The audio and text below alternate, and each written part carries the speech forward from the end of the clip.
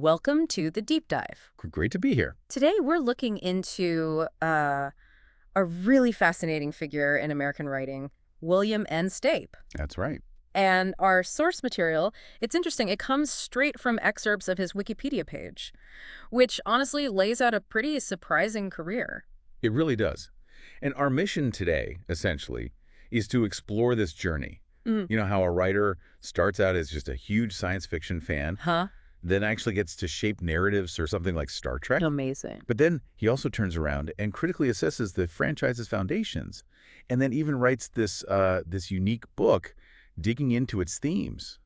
It's quite the path. Okay, let's unpack this then. Who is William N. Stape really, and what makes his story worth exploring? Well, let's see. So maybe start at the beginning. He was born in Jersey City, New Jersey. Right. Lived in Toms River for a bit. Family moved to Bayonne when he was, what, 10? 10 years old, yeah. And apparently he's lived there ever since, went to Bayonne High School. And even back then, his interests were pretty clear. He actually identified himself as having always been a science fiction, fantasy, and horror fan, to the point where he was, discussing Tolkien's Lord of the Rings back in high school. It's remarkable, isn't it, how that personal passion, that fandom, it didn't just stay a hobby. It clearly paved a direct path for him professionally. Yeah, you can almost see the line connecting those dots. Exactly. That fan enthusiasm turning into a drive to actually contribute to these worlds he loved. That's a really key point. And it seems like that connection led him straight to Star Trek. It did. His screenwriting work on Star Trek, The Next Generation, it started with a story he wrote called Shadow Dance. Ah, yes, the one with Worf. Right, Lieutenant Worf and his adoptive brother, Nikolai Rozhenko. That story eventually became the episode Homeward, 7th season. Aired January 94. I remember that one. And then, not too long after that, he was contributing to Star Trek, Deep Space Nine. Uh-huh. Another story. This one was called Charity, and it featured Quark, the Ferengi bartender. Always a fan favorite. Well, Quark. Definitely.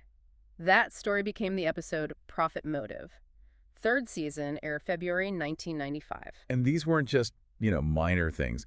They became part of the Star Trek fabric, enduring parts of that huge universe. Good point. Think about it. His ideas, his stories, they added layers to characters we already knew, shaped the ongoing narrative.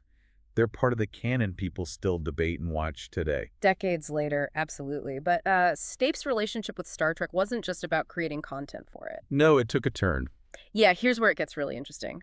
His passion also led him to take this incredibly bold and very public stance. You're talking about the 2007 article. Exactly. He wrote an article openly criticizing the writing abilities of Rick Berman, the former Star Trek TV and movie producer. A big move. Huge. And his main criticism was that Berman wrote more episodes of Star Trek Enterprise than any other Trek series. And Enterprise. As Stape pointed out, it remains the most critically lambasted incarnation of Star Trek. A lot of fans and critics, pointed to its tone, how it maybe strayed from that classic Trek feel. Which really raises a fascinating question, doesn't it?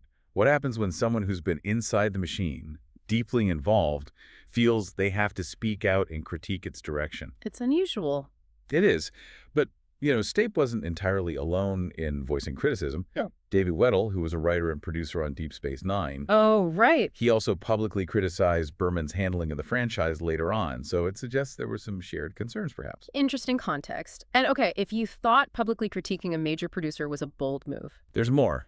get ready for another quite unexpected turn in Stape's career path.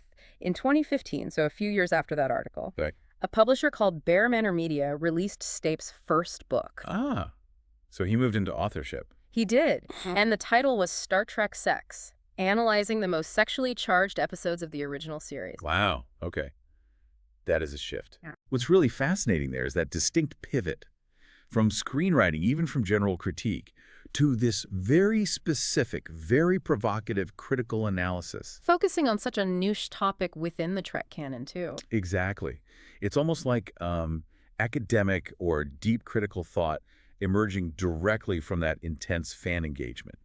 He's looking at an aspect, sexuality in the original series, that often gets overlooked. Or maybe even deliberately ignored sometimes. Perhaps. It really speaks to the depth of his connection to the material, wouldn't you say? He's still exploring it, just from a totally different angle. Absolutely. So when you step back and look at William N. Stape's whole journey, It's genuinely multifaceted. It really is. You've got the sci-fi loving kid in Bayonne, Uh, who becomes a screenwriter contributing to these iconic Star Trek shows, right. then morphs into this outspoken critic of where the franchise was heading, A very public critic. and then finally becomes an author doing this unique deep dive analysis into a specific part of the universe he clearly still loves. And I think what Stave's story really shows us ultimately is the incredible arc one person can have within a universe they're passionate about. Yeah. From creator to critic to analyst, exploring it from all these different angles, it shows you the many ways someone can engage, offering you a really well-rounded perspective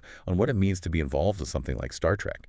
It really makes you think, doesn't it? Beyond just watching or consuming stories. Hmm. What other surprising paths might a passionate fan or even an insider like Stape take to engage with and maybe even shape the narratives they care about?